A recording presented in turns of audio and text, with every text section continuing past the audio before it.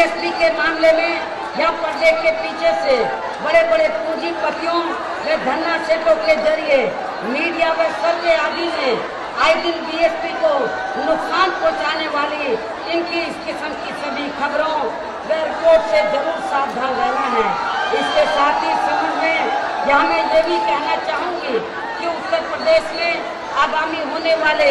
विधानसभा चुनाव को लेकर शुरू में आज से कुछ महीने पहले मीडिया ने जिन एजेंसियों व कंपनियों के सर्वे में बीएसपी को नंबर 1 की पार्टी बताया था, तो उसके पीछे भी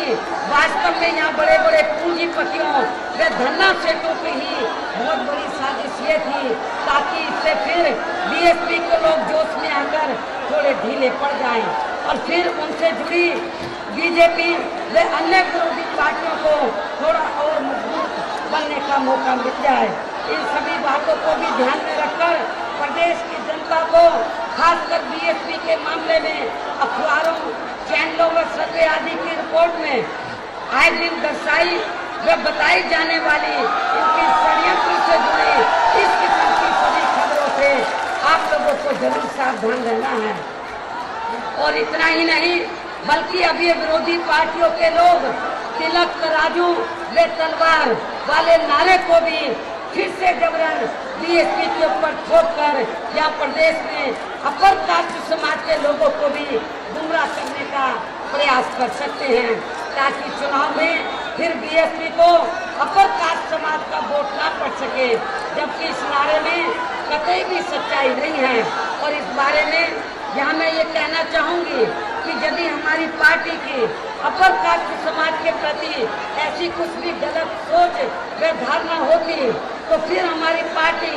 अपर कास्ट समाज के लोगों को भी अपनी पार्टी के संगठन में उच्च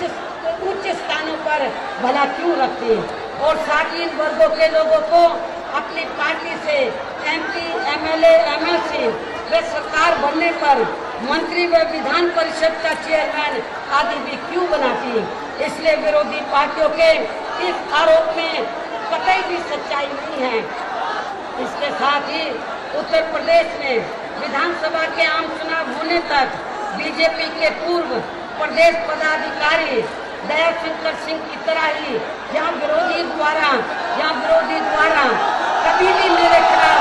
और भी आपत्तिजनक या शर्मनाक बातें कही जा सकती हैं जिन पर बीएसपी के लोगों को कतई भी भड़कना नहीं है। अर्थात अब अपना संयम आप लोगों को बना के रखना है और जिनका जवाब फिर बीएसपी की सरकार बनने पर इस किस्म के लोगों को सख्त कानून के तहत जरूर दिया जाएगा। और वैसे भी अपने लोगों को विरोधी पार्टियों की बीएसपी के सर्वोच्च नेतृत्व के प्रति उनके अनाप शनाप भाषा व आरोपों को उस कहावत की तरह ही मानकर आगे बढ़ना चाहिए जैसे आसमान पर थूकने से अपना खुद का ही चेहरा गंदा होता है और फिर आसमान पर इसका कोई भी फर्क नहीं पड़ता है, अर्थात वे अपनी जगह ऊंचाइयों पर ही बना रहता है। इसके साथ ही केंद्र की बीजेपी व उत्तर प्रदेश की सरकार अपनी कमियों व विफलताओं पर से खासकर उत्तर प्रदेश की जनता का ध्यान बांटने के लिए यहाँ प्रदेश में आगामी होने वाले विधानसभा आम चुनाव से पहले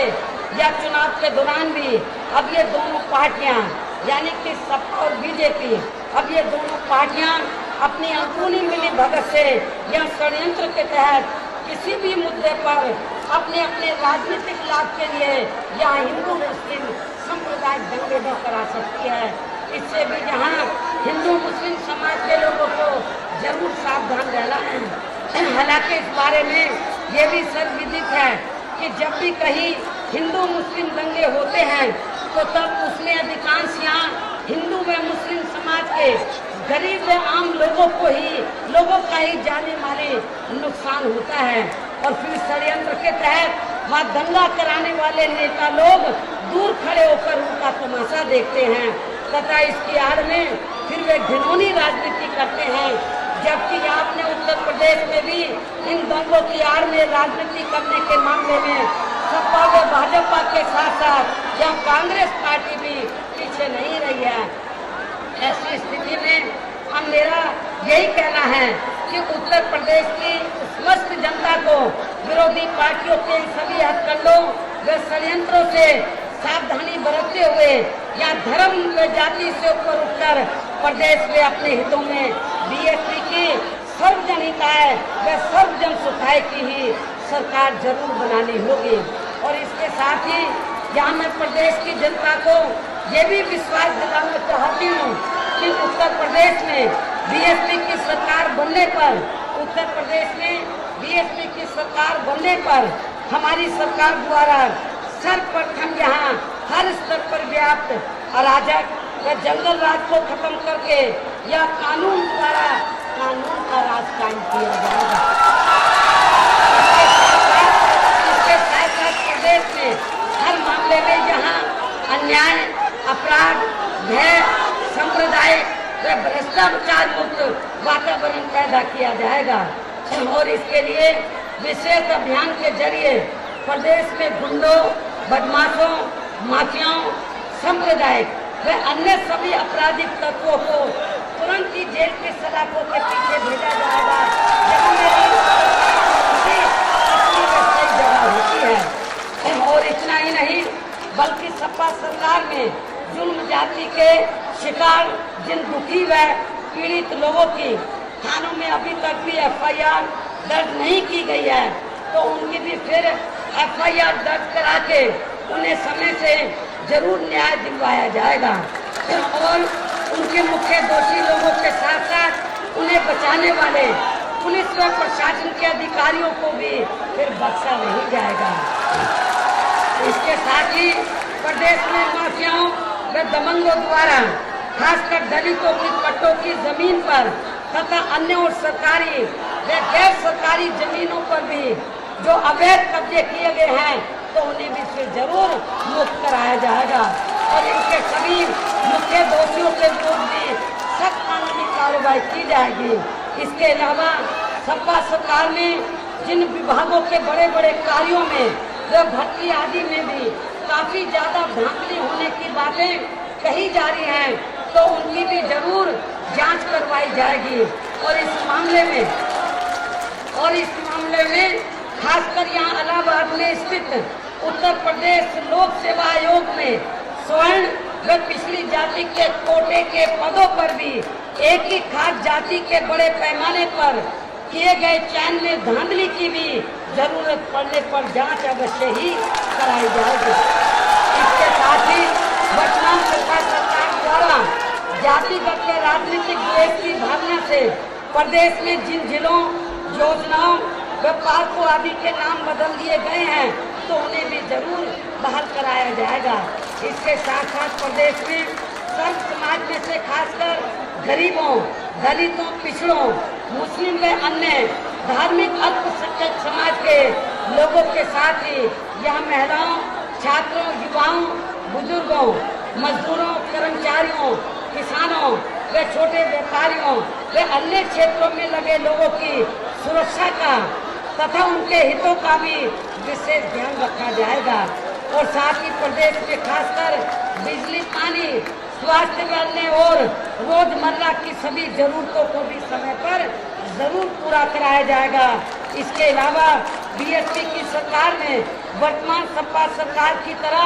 विकास का लाभ केवल यहाँ एक विशेष जाति या एक ही क्षेत्र के लोगों को नहीं दिया जाएगा, बल्कि प्रदेश के सभी क्षेत्रों व सभी वर्गों के लोगों को बिना कोई भेदभाव व पक्षपात के एक ही सम्मान दिया जाएगा। और इस मामले में खासकर प्रदेश के गरीबों, दलितों, पिछड़ों, मुस्लिम व अन्य धार्मिक अल्पसंख्यक समाज के लोगों के हितों का व अति पिछड़े हुए क्षेत्रों को भी विकसित करने की तरफ भी प्राथमिकता के आधार पर पूरा ध्यान रखा जाएगा। इसके साथ ही कांग्रेस व बीजेपी की सरकार की तरह विकास में उत्थान अधिकांश यहाँ बड़े बड़े पूंजीपतियों व धंधा सेठों का नहीं होगा, और न ही उनके हिसाब से चयनित किए गए क्षेत्रों को पहले विकसित किया जाएगा, बल्कि इसके स्थान पर विकास में उत्थान यहाँ गरीब आम लोगों का, अति पिछड़े हुए क्षेत्रों का ही प्राथमिकता के आधार पर किया जाएगा। और इस संबंध में आप लोगों को ये भी मालूम है कि जब उत्तर प्रदेश में बीएसपी की सरकार थी तो तब हमारी सरकार ने यहाँ के इलाहाबाद, वाराणसी व मिर्जापुर मंडल के सभी पिछड़े हुए क्षेत्रों के साथ साथ यहाँ के लोगों का भी हर मामले में वे हर स्तर पर पूरा ध्यान रखा था और इसके साथ ही विभिन्न योजनाओं के जरिए यहाँ की स्थानीय समस्याओं का भी काफी हद तक समाधान किया था। और इस मामले में हमारी सरकार ने इन तीनों मंडल में भी माननीय श्री कांशीराम जी शहरी समग्र विकास योजना व डॉक्टर अम्बेडकर ग्राम सभा विकास योजना के तहत यहाँ के पिछड़े हुए शहरों, कस्बों व देहातों को भी काफी विकसित किया गया है, जिसके कारण ही खासकर मिर्जापुर मंडल के सोनभद्र जिले में फिर नक्सलियों को भी यहाँ से भागना पड़ा था, बिहार जाना पड़ा था।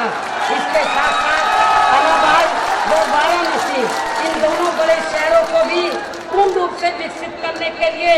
हमारी सरकार ने एक बड़ी योजना भी तैयार की थी और जिस पर काफी धन भी बुक किया गया था, लेकिन सत्ता समाजवादी पार्टी के हाथों में आने की वजह से अब ये कार्य भी इस पार्टी ने यहाँ पूरे तौर से रोक दिया है। ऐसी स्थिति में इन कार्यों के साथ साथ जनहित व जन कल्याण के अन्य और भी जरूरी कार्यों को अब यहाँ बीएसपी की सरकार बनने पर ही पूरा किया जा सकता है, अर्थात सत्ता सरकार में नहीं। लेकिन इसके साथ ही यहाँ में वाराणसी मंडल के अंतर्गत आने वाले विशेषकर वाराणसी जिले के बारे में भी ये कहना चाहूँगी। देश में इस बार लोकसभा के हुए आम चुनाव में खासतौर से वाराणसी लोकसभा की सीट के लोग तो ये सोचकर चल रहे थे कि इस सीट से सांसद बने श्री नरेंद्र मोदी देश के प्रधानमंत्री बनने के बाद फिर वे अपने इस वाराणसी क्षेत्र को तो यहाँ सपा मुखिया के इटावा व सफाई की तरह जरूर विकसित कर देंगे और साथ ही यहाँ के बुनकरों की भी समस्याओं का जरूर समाधान कर देंगे। लेकिन इन सब मामलों में भी अभी तक भी इस क्षेत्र की जनता को अधिकांश यहाँ निराशा ही मिली है और खासकर इस समय वाराणसी क्षेत्र में आई भयंकर बाढ़ ने जब यहाँ के इंसानों के साथ साथ भगवानों के भी घरों को काफी हद तक डुबो दिया है, जिसकी वजह से अब यहाँ के पुजारी व आमजन लोग भी काफी ज्यादा परेशानी में है। लेकिन दुख की बात यह है कि ऐसे हालातों में भी इस क्षेत्र के सांसद व पीएम श्री नरेंद्र मोदी ने अपने इन बाढ़ पीड़ित लोगों की अभी तक भी यहाँ आकर कोई सुध नहीं लिया है। तो फिर ऐसी स्थिति में आज के इस इलाहाबाद में मिर्जापुर मंडल में भी यहाँ ही बाढ़ से पीड़ित लोगों की भला ये कैसे सुध ले सकते हैं, अर्थात ये इनकी मदद नहीं कर सकते हैं। यहाँ से इस बार एक तरफा बीजेपी के ही सांसद चुनकर आए हैं। इसी प्रकार सपा सरकार ने भी यहाँ बाढ़ पीड़ितों को मदद देने के लिए मीडिया में तो जरूर काफी कुछ लंबी चौड़ी बातें कही हैं, लेकिन जमीनी हकीकत में इनकी मदद के लिए अभी तक भी सपा सरकार ने कोई भी ठोस कदम नहीं उठाए हैं। जबकि बीएसपी की सरकार में बाढ़ पीड़ित लोगों का हर स्तर पर वे समय से पूरा ध्यान रखा जाता था। इन्हीं जरूरी बातों के साथ ही हम मेरा यही कहना है कि उत्तर प्रदेश में आगामी होने वाले विधानसभा चुनाव में अब प्रदेश की जनता को अपने न्याय, अमन चैन, हित व कल्याण के लिए यहाँ प्रदेश में सपा को फिर से सत्ता में आने से रोकने के लिए अपना वोट कांग्रेस व बीजेपी आदि को देकर आप लोगों को कतई भी खराब नहीं करना है, जिनकी हालत अब यहाँ प्रदेश में कोई खास अच्छी नहीं रही है। और अब संक्षेप में मैं इन तीनों पार्टियों के बारे में खासतौर से सपा, बीजेपी व कांग्रेस के बारे में फिर से ये कहना चाहूँगी कि जिस सपा सरकार में एक तरफ जहाँ हर स्तर पर आपराधिक तत्व हावी रहते हों और वही दूसरी तरफ उस सरकार का मुख्यमंत्री अपने खुद के परिवार में ही कई पावर सेंटर के बीच में उलझा हो और इसके साथ साथ फिर ऐसे उलझे मुख्यमंत्री का अधिकांश समय या अपने माता पिता, चाचा भतीजे व भाई बहन आदि के साथ ही रिश्ते निभाने में व अन्य और भी जबरदस्ती के नए नए रिश्ते बनाने में ही लगा रहता हो, तो फिर ऐसे में प्रदेश की जनता का यहाँ कदापि भला नहीं हो सकता है। इसी प्रकार बीजेपी, जिसका हर मामले में रिपोर्ट कंट्रोल आरएसएस के हाथों में ही केंद्रित रहता है, जो ये संस्था देश में पूरे तौर से संकीर्ण व कट्टरवादी ही मानी जाती है, जिसके चलते ये पार्टी भी यहाँ प्रदेश में धर्मनिरपेक्ष एवं सर्वजन हिताय व सर्वजन सुखाय की सरकार नहीं दे सकती है। इसके अलावा वर्तमान में अपने देश के खासकर जम्मू कश्मीर की कश्मीर घाटी में पिछले कुछ समय से जो वहाँ अशांति का वातावरण व्याप्त हुआ है, तो इस बारे में भी हमारी पार्टी का ये कहना है कि कश्मीर के मामले में वर्तमान केंद्र की सरकार के साथ साथ वहाँ की पीडीपी व बीजेपी गठबंधन की राज्य सरकार भी यदि शुरू में ही समय से गंभीर व सक्रिय हो जाती, तो फिर कश्मीर घाटी में स्थिति काफी ज्यादा नहीं बिगड़ती। और अब काफी देरी से इस संदर्भ में केंद्र सरकार द्वारा आज एक सर्वदलीय प्रतिनिधि मंडल को कश्मीर भेजने का मामला भी वास्तव में अपनी कमियों पर से पर्दा डालने का ही इनका एक प्रयास लगता है। इसी कारण आज हमारी पार्टी ने इस सर्वदलीय प्रतिनिधि मंडल में शामिल होने का नई फैसला लिया है। लेकिन इसके साथ ही यहाँ मैं ये भी कहना चाहूँगी, कश्मीर अपने देश का ही एक अभिन्न अंग है और इस मामले में यदि केंद्र की सरकार कोई भी ठोस व बुनियादी कदम उठाती है, तो फिर हमारी पार्टी इस कार्य में सरकार को जरूर सहयोग देगी, लेकिन धुलमुल मामले में नहीं। और जहाँ तक प्रदेश में कांग्रेस पार्टी की स्थिति का सवाल है, तो इस पार्टी की वर्तमान में स्थिति इतनी ज्यादा खराब हो चुकी है कि अब उसे अपनी पार्टी का मुख्यमंत्री पद का उम्मीदवार भी दिल्ली से एक बुजुर्ग महिला को ही यहाँ लाकर उतारना पड़ा है। ऐसे हालातों में अब प्रदेश में बीएसपी ही एकमात्र ऐसी पार्टी है जो हर स्तर पर यहाँ अपराध मुक्त एक पावर सेंटर की तथा धर्मनिरपेक्ष एवं सर्वजन हिताय व सर्वजन सुखाय की ही एक बेहतरीन व आदर्श सरकार दे सकती है। अर्थात अब प्रदेश की जनता को बीएसपी को ही एक तरफा अपना वोट देकर यहाँ प्रदेश में फिर से इस पार्टी की यानी कि बीएसपी की पूर्ण बहुमत की सरकार बनानी होगी। इस उम्मीद के साथ अब मैं अंत में मीडिया के माध्यम से खासकर यहाँ विरोधी पार्टियों के लोगों को ये भी बताना चाहती हूँ कि आज बीएसपी की केवल 3 मंडल की अर्थात इलाहाबाद, वाराणसी व मिर्जापुर मंडल की हुई इस अति विशाल व अति समुद्री महारैली में जो लाखों लोग मुझे सुनने के लिए यहाँ इकट्ठा हुए हैं, बहुत गर्मी है, अपार गर्मी और उमस है। इसमें भी आप लोग अपने छोटे मोटे साधनों से चलकर तो इस अति विशाल व समुद्री महारैली में जो लाखों लोग मुझे सुनने के लिए यहाँ इकट्ठा हुए हैं, तो ये भीड़ दूसरी पार्टियों की तरह एक सीट पर कई लोगों को टिकट का आश्वासन देने की आड़ में इकट्ठा नहीं की गई है। और ना ही इस रैली में बीजेपी की तरह बिहार में मध्य प्रदेश से यहाँ भीड़ लाई गई है, बल्कि इन तीनों मंडल में विधानसभा के सभी टिकट फाइनल करके तभी अति विशाल व अति समुद्री महारैली आयोजित की गई है, जिसे कामयाब बनाने के लिए मैं इन तीनों मंडल के पार्टी संगठन के सभी छोटे बड़े पदाधिकारियों का व आम कार्यकर्ताओं का तथा पार्टी द्वारा तय किए गए सभी उम्मीदवारों का भी पूरे तय दिल से आभार प्रकट करते हुए इस भरोसे के साथ ही अब मैं अपनी बात यही समाप्त करती हूँ कि आज यहाँ इलाहाबाद में, आप लोग सुनो मेरी बात, आज यहाँ इलाहाबाद में बीएसपी की सर्वजन हिताय व सर्वजन सुखाय की हुई इस अति विशाल व समुद्री महारैली की ताकत को देखकर अब मुझे ये पूरा भरोसा हो गया है कि आपके इलाहाबाद, वाराणसी व मिर्जापुर मंडल की भी जनता उत्तर प्रदेश में इस बार बीएसपी की पूर्ण बहुमत की सरकार बनाने में अर्थात यहाँ की जनता भी अपने अपने इन तीनों मंडल से अपनी पार्टी की नंबर 1 पर सीटें जरूर जिता कर दे। और मैं आप लोगों से यही कहना चाहती हूँ अंत में कि चुनाव होने तक कांग्रेस, बीजेपी, खासतौर से बीजेपी बड़े पैमाने पर मीडिया का वो गलत इस्तेमाल करेगी। उनके पास कोई धन की कमी नहीं है, उनके पास बड़े बड़े धन्ना सेठ हैं, बड़े बड़े पूंजीपति हैं। तो भारतीय जनता पार्टी उत्तर प्रदेश में अपनी सरकार बनाने के लिए हर किस्म के हथकंडे इस्तेमाल करेगी, घिनौने हथकंडे इस्तेमाल करेगी। मीडिया का भी बड़े पैमाने पर ये दुरुपयोग करने का कोशिश करेगी। लेकिन मेरा आप लोगों से यही कहना है कि आप लोगों को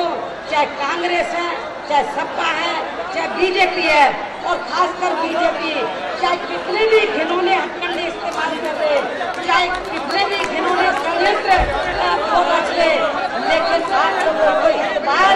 सभी विरोधी पार्टियों को बताना है तो उनका षड्यंत्र, उनका कोई भी षड्यंत्र उत्तर प्रदेश में बीएसपी की सरकार को बनाने से नहीं रोक सकता है। और आज